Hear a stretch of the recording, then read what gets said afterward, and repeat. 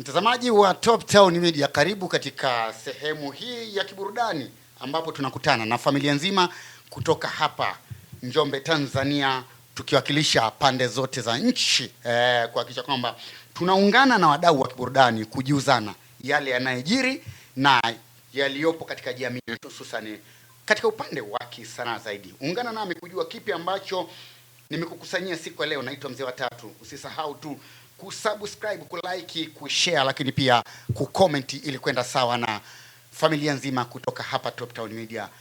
Nyuma kamera kama ilivyo ada, tuko na Kevo Mnyama siku ya leo na ilivyo kawaida yetu, lakini nilichokukusanyia au kukuandalia katika kipindi changu cha leo bwana, katika upande wa sanaa ya Kitanzania tuna ma content creator ambao wanafanya vizuri sana, lakini lililojiri siku ya leo na kutikisa katika mitandao yote ya kijamii ni beef kati ya Mr. Mwanya lakini pia naye Baba Angela. Bwana, hao washikaji walikuwa na bifu, na bifu hilo lilipelekea kuandaliwa kwa pambano ambalo walikuwa wanategemea kutengeneza kama sehemu ya kupeana heshima, ambapo pambano hilo lilipata zami na lilitegemewa au linatarajiwa pia bado mpaka sasa hivi kwamba pambano hilo linatarajiwa kufanyika pale tarehe 26 mwezi wa 6. Ndio pambano kati ya Mr. Mwanya lakini pia Baba Angela. Wanataka kupelekana ulingoni kujua nani mbabe.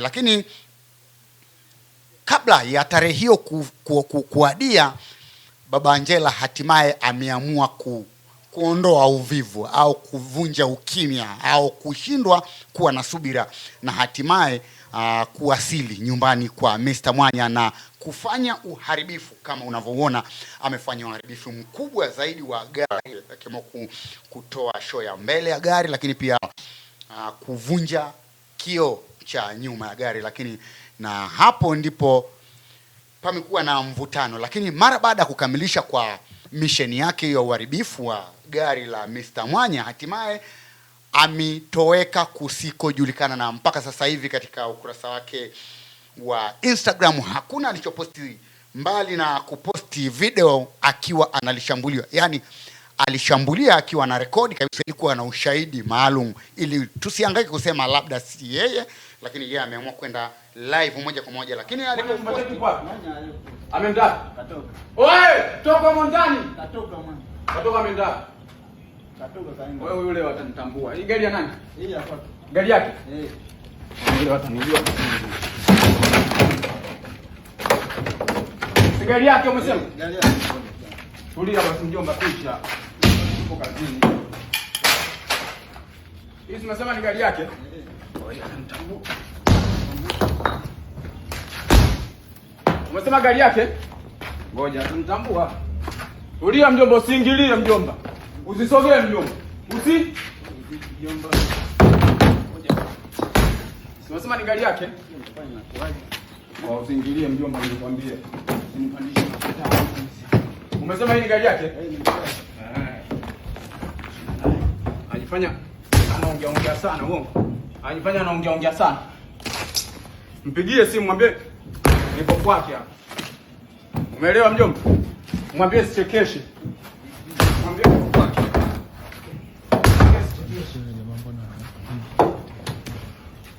Na ana cha kunifanya.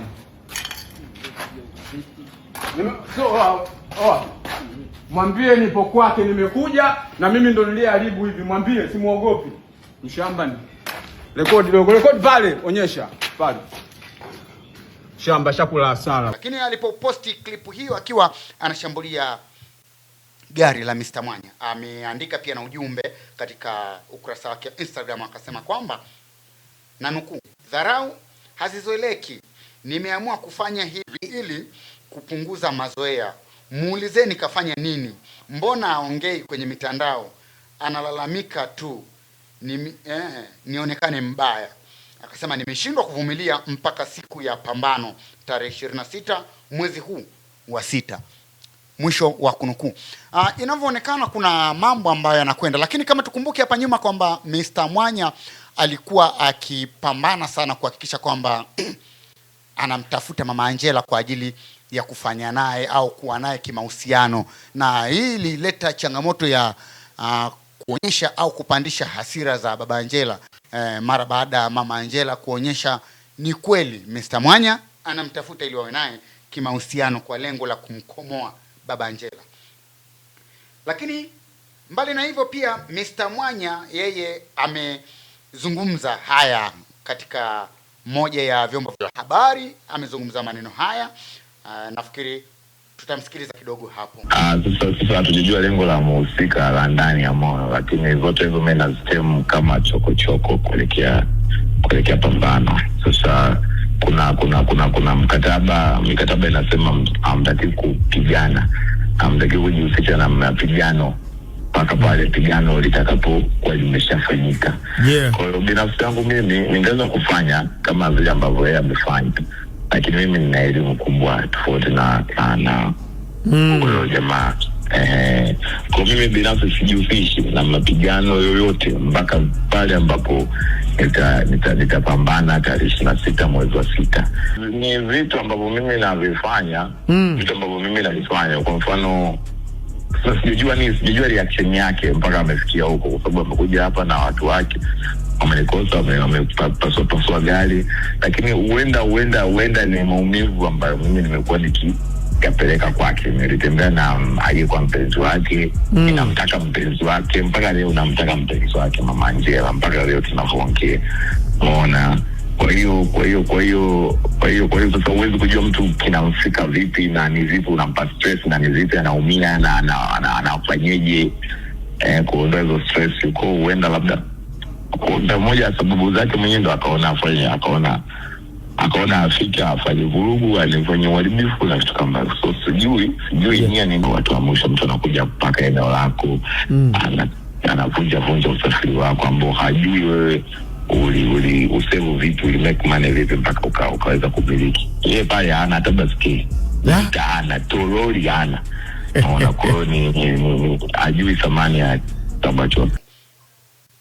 Lakini pia ameshare video hii fupi akionyesha kwamba na yeye pia hakuwepo nyumbani mara baada ya kurudi akakuta uharibifu huo uliofanywa naye baba Angela. Guys, kuna uharibifu nimefanyiwa na baba Angela. Sasa sijajua kama iko fair au sijajua, lakini mambo yote kayafanya Kiziboti. Kaja hapa bahati nzuri sikuwepo. Nilikuwa nimeenda kufuata mahitaji, kaja kavunja kapasua. Lengo kumbe ilikopo ni kunidhuru, kupigana. Sasa kama nimekuchokoza kimtandao na tunapambana tarehe 26 mwezi wa 6, kwa nini usubiri pambano mpaka unanifuata? Afu unakuja ile kuharibu vitu kama hivi. Sema sio swala, mimi nime kiukweli, sio kitu kizuri. Chuma yangu ya hapa yamefanyia mambo kibao ndani yameharibika. Lete hiyo nani? Lete hiyo. Kaja hapa kamkuta mtu ananilio kile ilikuwa ndani. Ilikuwa ndani. Umeona katumia hivi vitu sawa. Kaja kamkuta mtu apartment mwenyewe afanya uharibifu. Vitu vingi kali. Kibao. Sasa huu uharibifu uliofanyika, mzee nikwambia kitu kimoja, utalipia. Utalipia. Yaani utalipia. Yaani sikutishii. Yaani sijajua utalipaje, lakini mimi nachojua tu jasho langu mimi alizi likaenda kifofo. Utalipia mwanangu. Walai tena utalipia. Una fight tarehe 26, yaani nakukafua vizuri tu na utalipia. Yaani utalipia. Mzee mimi natafuta hela kwa uchungu sana. Mzee mimi na checklist na nakuja naweka vitu vyangu sawa, unakuja unavunja kifofo.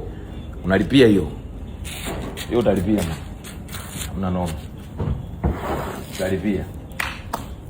Wewe umeharibu hivi? Umeharibu gari, mimi nitajua nifanyeje mzee.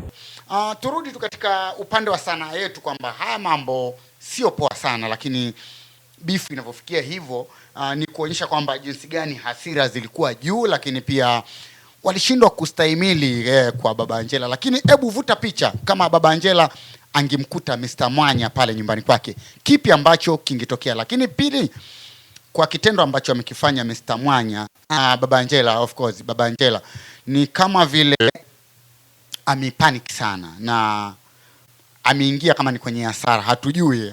Lakini pia hapa amekuwa na maoni tofauti ya wadau, wengine wakisema huenda ikawa ni kiki, lakini pia wengine wakisema ni reality, ni hasira ambazo zimeenda mbali zaidi kwa baba Angela.